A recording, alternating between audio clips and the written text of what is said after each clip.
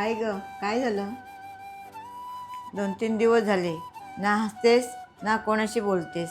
काही नाही आई, जरासा थकवा आहे. थकवा तर चेहऱ्यावर दिसतो, पण तुझ्या मनात तर वेगळीच तळमळ चालू आहे.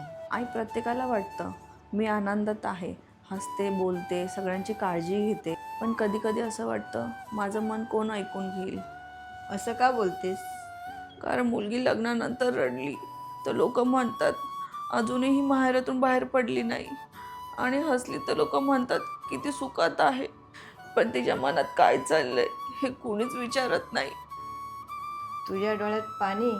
अगं, मला तर वाटायचं तू मजबूत आहेस. मजबूत आहे आई, पण मजबूत माणसालाही कधीतरी कुणाच्या खांद्याची गरज लागते. आजपासून एक गोष्ट लक्षात ठेव, तू या घरात फक्त सून नाही तर माझी मुलगी सुद्धा आहेस. प्रत्येक माणूस काही ना काही मनात तळमळ घेऊन जगत असतं.